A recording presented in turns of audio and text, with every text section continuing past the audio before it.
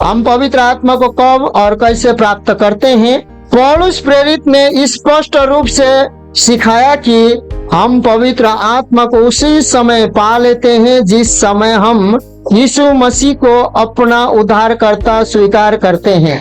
पवित्र आत्मा कब आते हैं?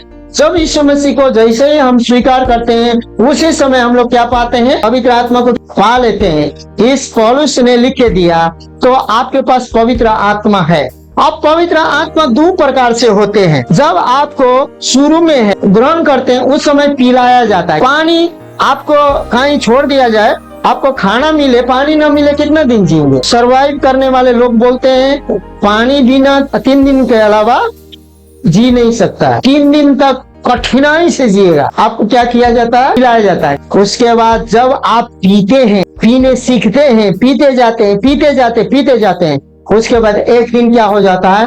उड़ेल दिया जाता है। क्या एक गिलास में पानी है, उसी पानी को आप क्या करते हैं? पीते हैं और उसी पानी से आप क्या कर सकते हैं? ऐसे उझेल देते हैं तो नहाते हैं। इसीलिए पवित्र आत्मा को जिस प्रकार स्वीकारते हैं हम उस समय पीते हैं, लेकिन जब पवित्र आत्मा में चलने लगते हैं तो हम पूरे नहा के क्या हो जाते हैं? यदि पानी पीता है वो व्यक्ति लेकिन 10 दिन से नहीं नहा रहा हो गर्मी में, या 20 दिन से नहीं नहा रहा हो, यदि कपड़ा उसका गंदा हो और वो 3 महीने से नहीं नहा रहा हो, यदि 4 महीने से नहीं नहा रहा हो और कपड़ा नहीं धो रहा हो, तो उसका शक्ल कैसा लगेगा? आप यदि पवित्र आत्मा को पी रहे हैं, नहीं नहाइएगा तो कैसा दिखाई देगा? आपका शरीर का आव भाव और आपका जो शक्ल है, आपका बोलने का तरीका है और वो है। आप बपतिस्मा ले या ना ले, विश्वास करते हैं, ग्रहण करते हैं, पवित्र आत्मा क्या हो जाता है? आपके जीवन में एक्टिव हो जाता है। तब आप जुड़ जाते हैं। तो आप कुछ दिन पहले पी रहे थे, अब उससे क्या भी कर रहे हैं? नहा भी रहे, धो भी रहे। और नहाने वाला, धोने वाला, इस्त्री करने वाला कपड़ा जो पहन के चलता है तो उसका देखने में कैसा लगता है? लगता है ना देखने में वो आदमी है। लेकिन जो पी रहा है लेकिन नहाता नहीं होगा, धोता नहीं होगा, तो एक दिन क्या हो जाएगा? उसका मुंह काला हो जाएगा। उसके बाद उसको वचन बोलेंगे तो समझ में नहीं आएगा। तो उसके बाद में वो कहाँ घुस जाएगा? कोना में घुस जाएगा। क्योंकि वो निकलते ही उसको क्या, आप 2-3 महीना से नहीं नहा हुआ आदमी को जानते हैं, उसको नहाने ले जाइएगा पूरा डरेगा। क्या करेगा? हाँ, क्योंकि उसको गंदे में रहने की आदत हो जाता है। इसीलिए पवित्र आत्मा जब आपको एक बार पाते हैं तो आप 1 साल 2 साल यदि आप उससे नहीं जुड़ेंगे, उससे नहीं धोएंगे, उससे नहीं नहाएंगे, तो आप पवित्र आत्मा से पहले पीते हैं, उसके बाद दूसरे बार में क्या हो जाते हैं? झड़ जाते हैं। तीसरे बार में आप ऊपर में उड़ेला जाता है। 3 प्रकार के प्रक्रिया होते हैं। इसलिए हमें वचन क्या बताता है? 1 कुरिन्थियों 12:13 में घोषणा करता है कि क्योंकि हम सब ने, क्या यहूदी हो, क्या यूनानी, क्या दास हो, क्या स्वतंत्र, एक ही आत्मा के द्वारा एक ही देह होने के लिए बपतिस्मा लिया और हम सब को एक ही आत्मा पिलाया भी गया। आमीन। पहले आप विश्वास करते हैं तो पीते हैं और आप बपतिस्मा लेते हैं तो क्या हो जाते हैं? धोए जाते हैं। लेकिन वो ये तो बाहरी धुलाई है, लेकिन आपको हृदय में, आत्मा में बढ़ने के लिए आप अपना खुद का लियाकत नहीं है। आप रोज जितने वचन, प्रार्थना, उसमें भी संघर्ष होता है, प्रार्थना करने में भी संघर्ष होता है। कभी कभी प्रार्थना करते कुछ हमको याद आ जाता है, उसके बाद यीशु मसीह के नाम में आमीन। कभी कभी आप जुट जाते हैं परमेश्वर के सामने, 1 घंटा 2 घंटा करते हैं। सब घड़ी ऐसा नहीं होता है। कभी कभी वचन पढ़ते हैं, 2-4 पढ़ते हैं, अच्छा लगता है, उसके बाद अच्छा नहीं लगता, छोड़ देते हैं। उसके लिए भी हमें क्या करना पड़ता है? भयानक संघर्ष करना पड़ता है। उसी प्रकार जितना आप मेहनत और संघर्ष की ओर जाएंगे, वह हम धोते हुए क्या होते हैं? आगे बढ़ते हैं। तो फिर बोलता है रोमियो 8:9 में हमें बताता है कि यदि किसी व्यक्ति में पवित्र आत्मा नहीं बसता है तो वह मसीह में संबंधित नहीं है। मसीह में संबंधित कैसे नहीं है? वो संगति आना बहुतों को रोका जाता है। 1 महीना, 2 महीना, 3 महीना, 4 महीना, लेकिन वो व्यक्ति यदि जुड़ने चाहता है तो सबसे पहला आपको परमेश्वर से जुड़ने के लिए दया है। क्या है? दया करो तो तुम पर भी। अब परमेश्वर ने हम लोग दया के योग्य हम लोग थे नहीं थे, लेकिन परमेश्वर ने पापी रहते ही हम पर अपना अनुग्रह, अपने कृपा, अपने दया को किया कि नहीं किया? दिखाया ना। उसी प्रकार हम भी दयाहीनता को दया दिखाना होगा। दूसरी बात, आपको क्या कर देना होगा? क्षमा देना होगा। क्षमा मांगना आसान है, सारी गलती हो गया बोलते हैं, लेकिन क्षमा देना बहुत मुश्किल काम है। यीशु मसीह ने क्रूस में जाकर क्षमा दिया, आसानी से दिया ना। हे पिता ये लोग क्या करते हैं नहीं जानते। क्षमा ही नहीं दिया, क्षमा भी मांग दिया। आमीन। तो पवित्र आत्मा पाया हुआ व्यक्ति पहले दया करता है, क्षमा करता है और लोगों के लिए दया का याचना भी करता। लेकिन आप दयाहीन हैं, आप प्रेमहीन हैं, आप क्षमाहीन हैं, तो आप कितना भी प्रार्थना करें आपका प्रार्थना सुनी नहीं जाएगी। क्योंकि तुम दया करो तो तुम पर भी, क्षमा करो तो तुम्हें भी, तुम्हारा अपराध भी क्षमा होगा। इसलिए हम आज कहा चुके हैं, तीर तो लिए हैं लेकिन नशा नहीं आ रहा। तो बाइबल में क्या बोला? तुम दाख मत से मत वाला ना हो, लेकिन पवित्र आत्मा से क्या हो जाओ? भर जाओ। तो आप बड़े बड़े प्रार्थने, बड़े बड़े वचन और बड़े बड़े आराधने जब अकेले में करते हैं ना, तो आप यहाँ तक भर जाते हैं। जब पवित्र आत्मा को जब आप थोड़ा सा पीते हैं, सब उसका आदी हो जाते हैं, उसके बाद आप भरपूर पीते हैं। उसके बाद जानते देखे ना, बहुत से परमेश्वर के दास लोग जाके छूते हैं और गिरते हैं, क्योंकि उनके अंदर से सामर्थ बहने लगता है। परमेश्वर यहोवा ने मेरे सिर पर अभिषेक किया है, मेरे सिर से तेल उमड़ कर कहां गिर रहा है? नीचे तक गिर रहा है। उन लोगों के जीवन में पवित्र आत्मा का अभिषेक दूसरे पर बहता है। इसी प्रकार का परमेश्वर आपको बनाने चाहता है। इसीलिए आपको पहला क्या करना होगा? पीना होगा। दूसरा में पीकर भरना होगा। तीसरा में आपको उड़ेले हुए महसूस भी करना होगा। हालेलुया। परंतु जब कि परमेश्वर का आत्मा तुम में बसा है, तो तुम शारीरिक दशा में नहीं परंतु आत्मिक दशा में होगा। हम लोग आत्मिक दशा में चलना चाहिए। शारीरिक दशा में शरीर में बहुत सी चीजों का हमें पूरा करने का मन करता है, लेकिन उसको क्रियाओं को क्या करना होगा? शरीर को क्रियाओं को मारोगे तो आत्मा में चलोगे और जीवित रहोगे।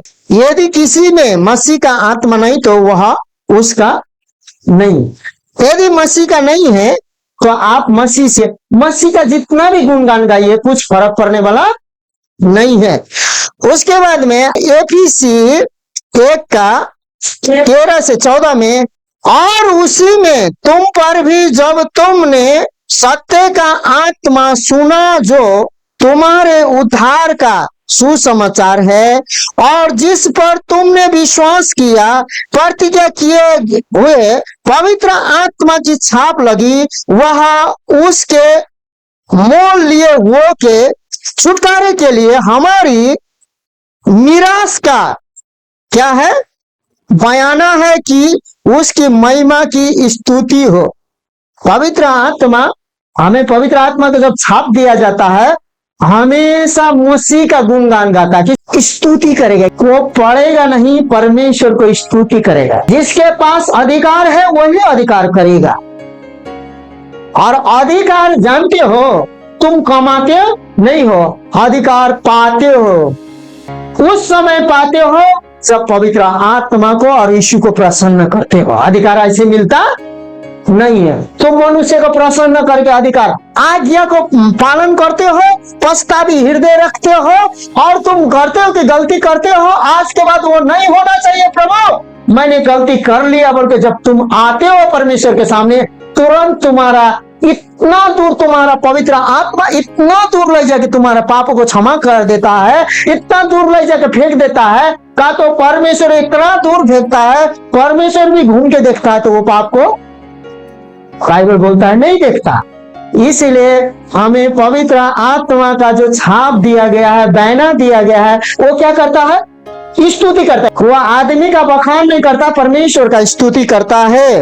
रोमियो 8:9 और भी दृढ़ता से कहता है कि परंतु जब कि परमेश्वर का आत्मा तुम में बसा है तो तुम शारीरिक दशा में नहीं परंतु किस दशा में हो? बोलिए तो मैं क्या हूं? आप बोलिए शारीरिक दशा, ज्यादा शारीरिक लालसा में और शारीरिक चिंता में, शारीरिक फिक्री में हम लोग क्यों हैं? क्योंकि हम शारीरिक दशा में हैं। आप फिर जाइए, यीशु की ओर घूम जाइए, आप आत्मिक दशा में आपको परमेश्वर रखना चाहता है। जो आत्मिक दशा में रहता है वो सारे बंधनों को क्या कर देता है? तोड़ देता है और सारे समस्या को हटा देता है। तो पवित्र आत्मा जो है आपको कहाँ रखता है? आत्मिक दशा में रखता है। तो आत्मिक दशा में क्यों रखता है? कि यदि किसी में आत्मा वास नहीं करता है तो वह मसीह का जन्म नहीं होगा। इसलिए आत्मा का होना उद्धार होने की पहचान का तत्व है। आप उद्धार पाए या नहीं पाए, पवित्र आत्मा के चाल चलन से आपको पता चलेगा। यदि आप क्रोध करते हैं, ईर्ष्या करते हैं, डाह करते हैं, चुगली करते हैं, बुराई को बुराई से जीतने की कोशिश करते हैं, आप भड़काऊ भाषण करते हैं और आप किसी को भड़काते हैं, किसी को बचा नहीं सकते हैं और आप किसी को प्रभु मिलाए हैं, उसके जीवन नहीं बच रहा है, तो आप शारीरिक दशा में हैं, आत्मिक दशा में आपको समझना है। एफिसी 1:13-14 और उसी में तुम पर भी जब तुमने सत्य का वचन सुना जो तुम्हारे उद्धार का सुसमाचार है और जिस पर तुमने विश्वास किया, प्रतिज्ञा किए हुए पवित्र आत्मा की छाप लगी, वह उसके मोल लिए हुए के छुटकारे के लिए हमारी विरासत का बयाना है कि उसकी महिमा की स्तुति हम लोग क्या करते रहे? सब दिन करते रहे। जब हम लोग आत्मा में मिलते हैं, आत्मा का मिलन होता है, जिस दिन हम प्रभु यीशु मसीह को उद्धार करता बोलकर क्या करते हैं? ग्रहण करते हैं। ग्रहण करना सबसे मुश्किल बात है। ग्रहण करने के बाद आप पवित्र आत्मा पा सकते हैं, आप छुटकारा पा सकते हैं। जब तक आप मुंह से ग्रहण नहीं करेंगे, प्रभु यीशु मसीह मेरा प्रभु है बोल के ग्रहण नहीं करेंगे, हृदय से स्वीकार नहीं करेंगे, मुंह से अंगीकार नहीं करेंगे और आप ग्रहण करेंगे, ग्रहण करने के साथ आप क्या होते हैं? परमेश्वर का पुत्र और पुत्री, परमेश्वर का संतान हो जाते हैं। जब संतान हो जाते हैं ना, तब आप जैसे ही ग्रहण करते हैं, किसी पास्टर, कोई विश्वासी, कोई लीडर, कोई जाने माने भाई बहन जो आप प्रभु के वचन को जानते हैं, उसने ग्रहण किया, उसके अंदर में जितना भी टीबी हो, कैंसर हो, किसी भी प्रकार की बीमारी हो, आप जैसे ही वो ग्रहण करता है, आप हाथ रखे उसके सिर पर प्रार्थना करते हैं, वो दुष्ट आत्मा हो, यदि बीमारी हो, किसी भी प्रकार का बीमारी हो, उसका ग्रहण करने के द्वारा, आपका प्रार्थना के द्वारा, उसके स्वीकार करने के द्वारा, उसके ग्रहण करने के द्वारा वो पूरी रीति से विश्वासी बीमारियों पर हाथ रखेंगे। विश्वास करने वालों के जीवन में ऐसा चिन्ह होगा, वो क्या करेंगे? बीमारियों पर हाथ रखेंगे, बीमारी चंगा होगा, दुष्ट आत्मा भागेंगे, ये चिन्ह हो जाता। लेकिन ये चिन्ह कब सक्रिय होता है? कोई व्यक्ति यीशु मसीह को अपने हृदय, अपने मनों में से ग्रहण करता है। जैसे ही ग्रहण करता है, वो शैतान का नहीं, परमेश्वर का संतान हो जाता है। यूहन्ना 3:5-16 हम पवित्र आत्मा को कब प्राप्त करते हैं? जिस पल हम विश्वास करते हैं कि उसी पल पवित्र आत्मा का हम में स्थायी रूप से वास हो जाता है। यहाँ यीशु मसीह को एक व्यक्ति पहचानता है। सदूकी फरीसियों में से धर्मशास्त्रों को, ज्ञानों को, बुद्धियों को जानने वाला वो लोग क्या है? गुरु हैं। उस हजारों गुरुओं में से एक व्यक्ति यीशु को पहचानता है। आप यहाँ हजारों व्यक्ति विश्वास करेंगे, लेकिन एक ही व्यक्ति यीशु को पहचानेंगे। आमीन। अब वो व्यक्ति कौन होगा? वो व्यक्ति पहले तो क्या करता होगा? ग्रहण करता होगा प्रभु यीशु मसीह को उद्धार करता समझ के, और मुंह से अंगीकार करता होगा और हृदय से विश्वास करता होगा, यीशु मसीह मेरे पापों के लिए, अपराधों के लिए, अधर्मों के लिए मारा गया, गाड़ा गया, तीसरा दिन बाजी उठा, और वो जीवन और पुनरुत्थान है, और वो कहाँ गया है? स्वर्ग गया है। फिर से मुझे ये लेने के लिए वापस आएगा। कन्फर्म विश्वास होना चाहिए। वो प्रचार करके सुनते ही उसको कन्फर्मेशन हृदय में और मन में क्या होना चाहिए? हो जाना चाहिए। तो यीशु के पास जाता है और कहता है, उसका नाम निकोदेमस रहता है, यीशु के पास जाता है और कहता है, हे प्रभु, हे परमेश्वर, तू स्वर्ग से आया है, क्योंकि जो कोई स्वर्ग से आता है वही बड़े बड़े काम कर सकता है। पृथ्वी के लोग इतना बड़े बड़े काम नहीं कर सकता है। शारीरिक दशा में यदि आप फंस जाएंगे तो आत्मिक आदमी भी क्या हो जाएगा? शारीरिक हो जाएगा। यदि आप आत्मिक दशा में भरपूर रीति से पिए हुए हैं, भरे हुए हैं और पवित्र आत्मा का उड़ेले हुए व्यक्ति हैं, तो आप उस शारीरिक दशा के आदमी को आत्मिक दशा में लाइएगा।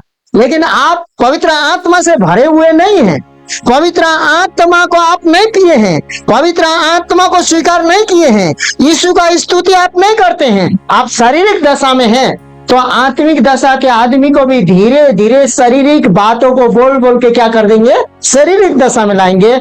और वो व्यक्ति यीशु के महिमा नहीं करेगा, या तो आपकी महिमा करेगा। और कोई उसके सामने आपके विरुद्ध में बोल दिया, यदि कोई उसके सामने, उस जिस व्यक्ति के सामने यदि कुछ बोल दिया, तो वो जानते हैं परमेश्वर के विरुद्ध में और परमेश्वर के दास दासी के विरुद्ध में खड़ा हो जाएगा। वो व्यक्ति शारीरिक व्यक्ति ने उसको क्या कर दिया है? शारीरिक बना दिया है, और वो यीशु का स्तुति और यीशु का महिमा खुद अपने आप में ले लिया है। शैतान जानते हैं किस बात में चुका है, वो परमेश्वर की महिमा को अपने आप में लेकर सारे स्वर्गदूतों का मालिक बन के सारा स्वर्गदूतों से परमेश्वर का महिमा नहीं, खुद का महिमा लेने चाहता था। इसीलिए आपको शारीरिक दशा कहां पहुंचा देगा? परमेश्वर की महिमा में नहीं, खुद अपना महिमा लेने को मैं पहुंचाएगा। और आप जानते हैं, खुद तो बोलेंगे, प्रेम की बात बोलेंगे, क्षमा की बात बोलेंगे, नाना प्रकार की बात बोलेंगे, वचन की बात बोलेंगे, बचाव की बात बोलेंगे, लेकिन वो 10 आदमी के सामने आप सबूत दे नहीं पाएंगे, क्योंकि आप खुद उस बातों में चूके हुए रहेंगे। आप जो काम कर रहे हैं यीशु मसीह प्रभु, आप परमेश्वर की ओर से नहीं आते तो इतने बड़े बड़े काम आपसे नहीं होता। इसलिए आप परमेश्वर की ओर से आए हैं, कंफर्म है कि आप परमेश्वर की ओर से आए हैं बोलकर वो जब जाता है, पूछता है, तो यीशु मसीह उसको क्या जवाब देता है?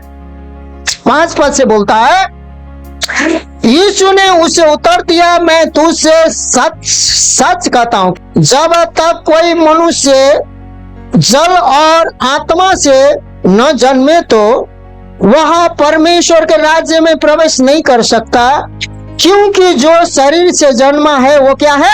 वह शरीर है, और जो आत्मा से जन्मा है वो क्या है? शैतान को क्या चाहिए?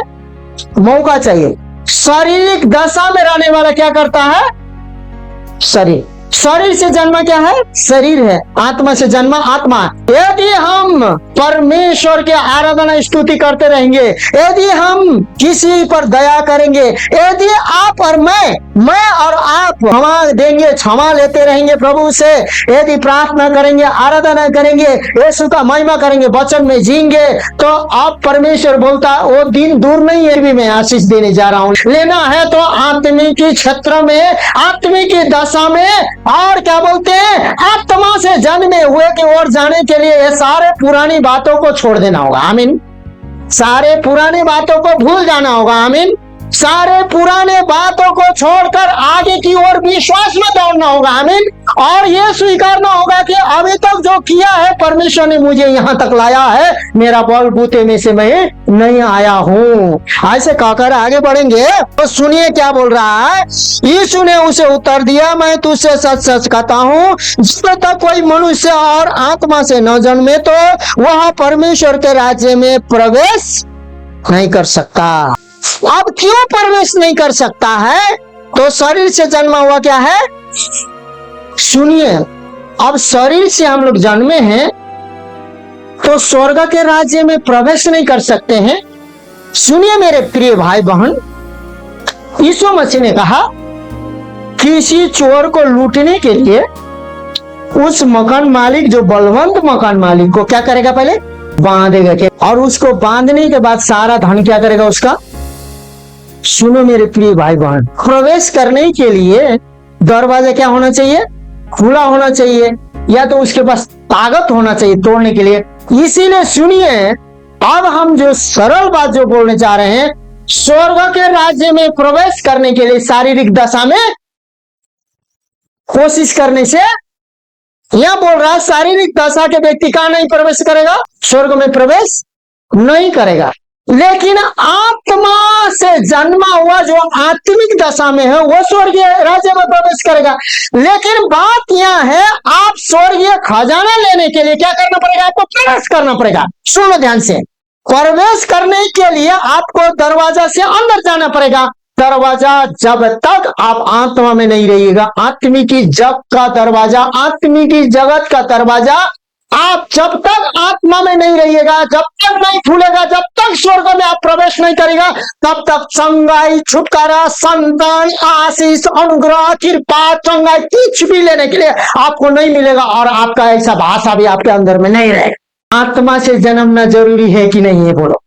इसीलिए बोला है 7 पद में, क्या बोलता है, अचमन न कर, शरीर से जन्मा हुआ शरीर है, आत्मा से जन्मा हुआ आत्मा है। क्योंकि शरीर से जन्मा हुआ स्वर्ग राज्य में प्रवेश नहीं कर पाएगा, आत्मा में जन्मा हुआ स्वर्ग में प्रवेश कर पाएगा। क्योंकि स्वर्गीय जगह में हम लोग प्रवेश नहीं करेंगे तो छुटकारा, चंगाई, शक्ति, सामर्थ्य ले नहीं पाएंगे। वो स्वर्ग में प्रवेश करने के लिए पहला नंबर क्या है मेरे प्रिय भाई बहन, पहला नंबर है ग्रहण। क्या है, जितनों ने ग्रहण किया उसे क्या दिया, हाँ, आप संतान बनने के बाद जब ग्रहण करते हैं तो चंगे हो जाते हैं, छुटकारा पाते हैं। अचमन न कर, 7 पद में बोलता है कि मैंने तुम्हें तुझसे कहा, तुझे नए सिरे से जन्म लेना है, आवश्यक है।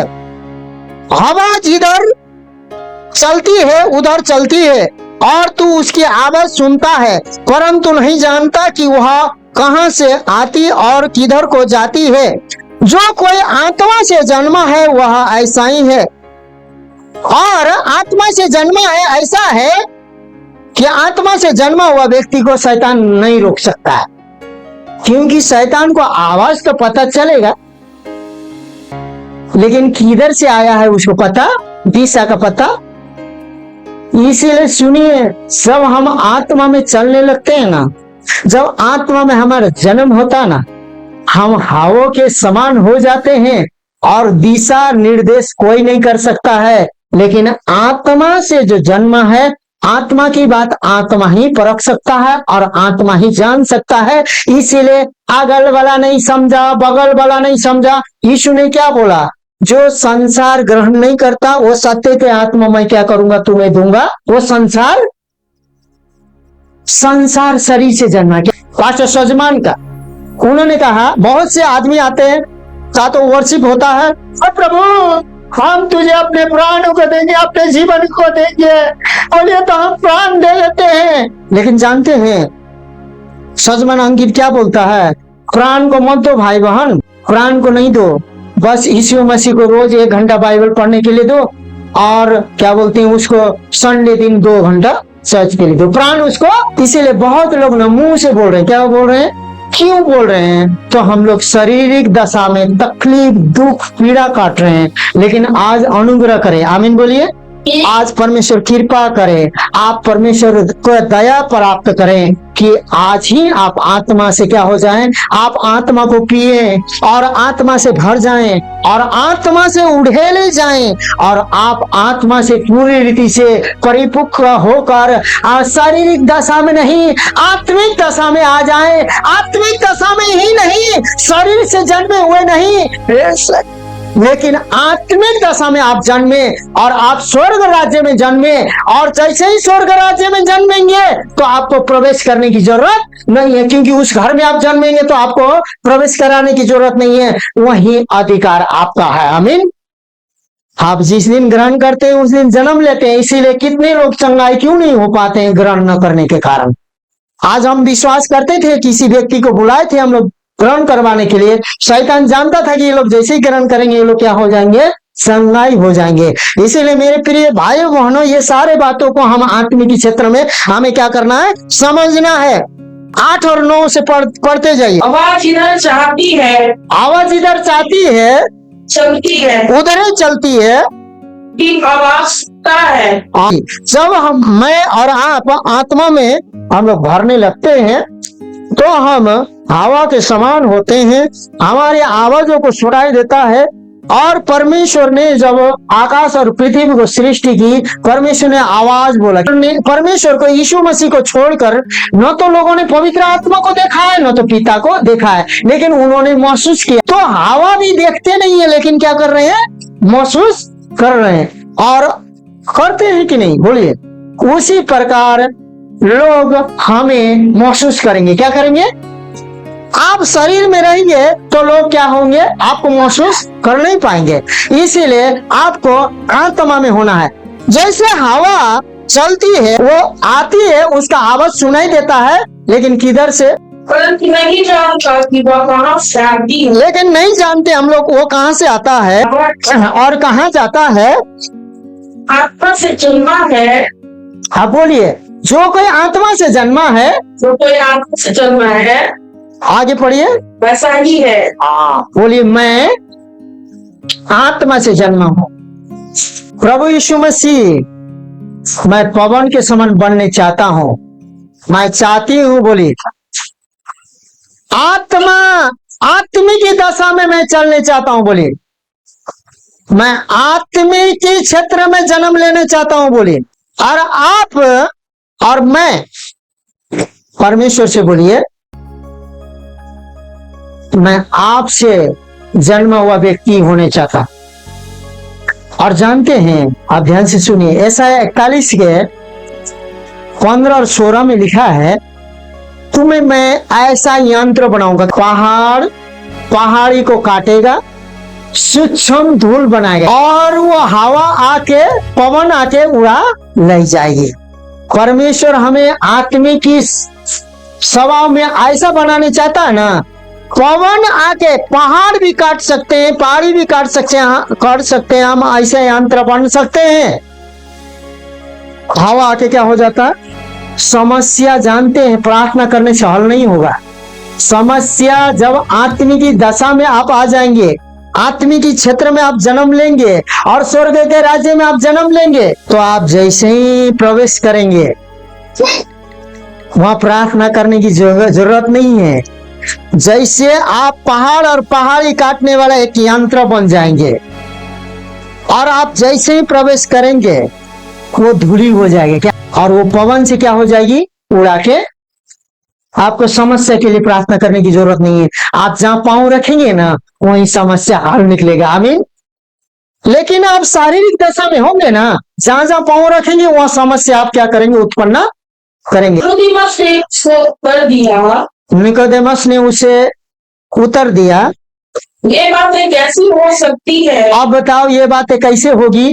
पढ़ते जाइए। यह सुनकर यीशु ने से कहा, ये बातें आप जो बोल रहे हैं, 1 मिनट सुनिए, ये बातें जो बोल रहे हैं यीशु मसीह, ये कैसे होगा, हमको भी पता नहीं है कैसे होगा, हमको भी पता। लेकिन जब पवित्र आत्मा आएगा तुम्हें सब कुछ बताएगा। और वो पवित्र आत्मा आते किसका गवाही देगा, यीशु मसीह का गवाही देगा। आगे पढ़िए। यह सुनकर यीशु ने उससे कहा, तुम इस्राएलियों का गुरु होकर भी क्या इन बातों को नहीं समझता। देखिए, वो क्या हो चुका था, इस्राएल का क्या था, फिर भी उस बातों को क्या नहीं कर रहा था। यीशु मसीह ने कहा, मैंने जो बातों को बताया है, वो राजाओं ने, महाराजाओं ने, बड़े बड़े हाथियों में उसको देखने का चाहना किया, सुनने का चाहना किया, लेकिन उन्होंने सुन नहीं पाया। उन्होंने उस बातों को देखने का चाहना किया, लेकिन देख नहीं पाए। धन्य हो वो जो आंख तुम लोगों ने देखा। और परमेश्वर ने बड़े बुद्धिजीवी ज्ञानवानों को, बड़े बड़े हाकिमों को और बड़े बड़े लोगों को इस बातों को प्रकट नहीं किया, लेकिन अपने संतानों और अपने बच्चों पर इस बातों को प्रकट किया। ऐसे बोला यीशु मसीह ने। तो सुनिए, ये बात आज गुरु लोग भी नहीं जानते होंगे, लेकिन परमेश्वर आज गुरुओं का गुरु महान परमेश्वर आपका है और आपको बहुत बड़ा कार्य आपके जीवन में करने जा रहा है। मैं बदल सकता हूँ आपको, पवित्र आत्मा बदल सकता है। आप शारीरिक दशा में नहीं है। अब मैं शरीर से जन्मा नहीं हूँ, अब मैं क्या चीज से जन्मा हूँ? आत्मा से जन्मा हूँ और आत्मा में हूँ। आगे पढ़िए। मैं तुझसे सच सच कहता हूँ, मैं तुमसे सच सच कहता हूँ। प्रभु का वचन कहता है मैं तुमसे, किससे कह रहा है? मुझसे बोलिए, मुझसे सच सच प्रभु आज कह रहा है। आगे पढ़िए। हम जो जानते हैं कहते हैं, वही कहते हैं, और जिसे हमने देखा है उसकी गवाही देते हैं। यीशु मसीह क्या कर रहा है? गवाही दे रहा है। और जब पवित्र आत्मा तुम पर आएगा, तुम सामर्थ पाओगे और यरूशलेम, यहूदिया, सामरिया और पृथ्वी के छोड़ का क्या होगे? गवाह बनोगे। जब तुम पवित्र आत्मा तुम पर आएगा, तुम यीशु मसीह का क्या दोगे? गवाही दोगे। यीशु मसीह का गवाही देने के लिए यीशु के जगह में अब पवित्र आत्मा आया है, उसको हमें एक्सेप्ट करना होगा। वो आपको 1 महीना चर्च आकर मुंह दिखाने से आपको मिलने वाला नहीं है। ये हर एक दिन आप उसको यातना के साथ और उत्कट इच्छा रखते हुए तीर्षित होकर आपको ढूंढना होगा और बाइबल में खोजना होगा और मांगना होगा। निष्पक्षपात होकर, कैसे होकर? और निष्पक्षपात परमेश्वर देगा। और जो शारीरिक दशा में है, जो आत्मा में नहीं जन्मा है, जो शरीर से जन्मा है, वो यीशु मसीह का गवाही वचन वो क्या नहीं करेगा? करण नहीं करता। तो जिसे हमने देखा उसकी गवाही देते हैं। यीशु मसीह बोल रहे हैं जो चीज मैं देखता हूँ उसी का मैं गवाही देता हूँ, और तुम हमारी गवाही ग्रहण नहीं करते। हाँ, हमारी गवाही ग्रहण नहीं करते हैं, क्योंकि हम लोग आत्मिकी दशा में हैं, आत्मिकी जन्म में हैं। हम स्वर्गीय बातों को देखते हैं, सुनते हैं, पढ़ते हैं, उसको बताते हैं। लोग क्या नहीं करेंगे? ग्रहण नहीं करेंगे। जो कोई ग्रहण नहीं करेंगे उसको चंगाई छुटकारा कुछ भी प्राप्त नहीं होगा। इसीलिए ग्रहण के द्वारा आता है छुटकारा, चंगाई प्राप्त, पवित्र आत्मा सब कुछ प्राप्त करते हैं ग्रहण के द्वारा। आगे पढ़िए। जब हम लोग जब पृथ्वी की बातें कर रहे हैं, जब विश्वास नहीं करते, तो यदि मैं तुमसे स्वर्ग की बातें कहूँ, हाँ, तो फिर क्यों विश्वास करोगे? हाँ, यदि हम लोग स्वर्ग के बातें को जानने चाहते हैं तो पहले किस बातों को हमें विश्वास करना होगा? पृथ्वी के बातों को। आगे पढ़िए। कोई स्वर्ग पर नहीं चढ़ा, कोई स्वर्ग पर नहीं चढ़ा, केवल वही जो स्वर्ग से उतरा। कोई भी स्वर्ग में नहीं चढ़ा है। कौन उतरा था? कौन चढ़ा?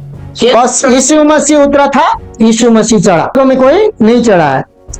स्वर्ग में एलिया उठा लिया गया, चढ़ा नहीं है। हनोक भी क्या किया गया है? उठा लिया गया है। वो स्वर्ग में है, लेकिन यीशु मसीह और पिता जिस जगह में है उस जगह में वो लोग नहीं है। अभी हम लोग जब मरेंगे, हम लोग का आत्मा जाएगा स्वर्ग में। वो यीशु मसीह के पास नहीं जाएगा, वो दूसरा स्थान में जाएगा, स्वर्ग में जाएगा, लेकिन यीशु मसीह के पास न्याय के समय में जाएगा। ये भी हमको समझना है, ये दूसरा टीचिंग है। लेकिन आगे पढ़िए। अर्थात मनुष्य का पुत्र जो स्वर्ग में है, जो मनुष्य का पुत्र स्वर्ग से आया था, कहाँ गया? स्वर्ग में गया। और मनुष्य का पुत्र को विश्वास करने वाला हम लोग कहाँ जाएंगे? स्वर्ग में जाएंगे। और स्वर्ग में जाने के लिए हमको आत्मिक दशा में चलना होगा और आत्मिक गर्भ धारण करके आत्मा में क्या करना होगा? जन्मना होगा। क्योंकि हम शारीरिक दशा से आए हैं और शारीरिक दशा में क्या हुए हैं? जन्मे। आगे पढ़िए। जिस तरह से मूसा ने जंगल में सांप को खूंचे पर चढ़ाया, इसी रीति से अवश्य है कि मनुष्य का पुत्र भी खूंचे पर चढ़ाया जाए। मनुष्य का पुत्र भी हमारे पापों के लिए, अपराधों के लिए, अधर्मों के लिए, जैसे कि मूसा के समय बहुत से सांप आकर उन लोगों ने क्या किया था? शारीरिक दशा में पाप किया था। क्या किया था? मूसा के विरुद्ध में, परमेश्वर के विरुद्ध में बोले थे, तो क्या आया? सांप आकर जंगल में, काला काला सांप, नाग आकर उन लोगों को काटा। उसके बाद उसको परमेश्वर से पूछा गया, इनको पापों को क्षमा कर दे, ये लोग बकबके हैं, ये लोग तेरे विरुद्ध में बोलते हैं। लेकिन जैसे मूसा ने प्रार्थना किया, परमेश्वर ने सुना, तो परमेश्वर ने कहा एक पीतल का क्या बना? पुरुष टाइप का एक खम्बा बना और उसमें क्या कर दे? सांप को लटका दे। जो कोई उस सांप को देखेगा उसका जीवन बचेगा। आमीन बोलिए। हमने जो क्रूस में लटका हुआ यीशु मसीह को जो अनुभव किया है ना, हम भी शैतान के दर्शन से, शैतान के मृत्यु के डंग से और नाना प्रकार के अंधकार से, नाना प्रकार से बातों से हम लोग यीशु की ओर देखते हैं पवित्र आत्मा में भर के, तो हम क्या हो जाते हैं? बच जाते हैं, नहीं बचा चुके हैं। आमीन। वो जैसे ही जो कोई उस पर विश्वास करे, जो क्रूस पर, मनुष्य के पुत्र पर, परमेश्वर के पुत्र पर, यीशु पर विश्वास करे, वो नाश नहीं हो गया होगा, अनंत जीवन। उस समय हम लोग अनंत जीवन में प्रवेश करते हैं, जब आत्मिक क्षेत्र में हम लोग क्या हो जाते हैं? आत्मिक दशा में हम लोग चलते हैं और आत्मिक गर्भधारण करके आत्मा में जन्म लेते हैं। आमीन। परमेश्वर निर्जल भूमि को तोड़ने वाला है और चट्टान से पानी निकालने वाला है। गौर की ओर फिरो, परमेश्वर तुम्हें 2 गुना आशीष देने वाला है। और जो परमेश्वर ने बोला, एक जो 1000 के बराबर सामर्थी होंगे और जो दुर्बल हैं सबसे ताकतवर परमेश्वर बनाने वाला है। ये नियत समय में परमेश्वर करने वाला है। वही अनंत जीवन सबको देने वाला है। जिसके पास अनंत जीवन है, जो आत्मिक क्षेत्र में जन्मा है, जो सारे आत्मिक दशा में है, वही इस काम को, अनंत जीवन को उसके पास रहेगा और वही अनंत जीवन देगा। आमीन, हालेलुया। हम लोग अनंत जीवन में प्रवेश कर चुके हैं कि नहीं? कर चुके हैं ना? तो सुनिए, हमारा चाल चलन क्या होना चाहिए? अनंत जीवन का होना चाहिए ना। अफसर कभी चपरासी के साथ जाके काम किया है? चपरासी का जगह चपरासी का है, हम आत्मिक क्षेत्र के जगह ना आत्मिक क्षेत्र में। आमीन। कितना भी गिर क्यों ना जाए, हम लोग आत्मिक क्षेत्र में है तो है। आमीन, हालेलुया।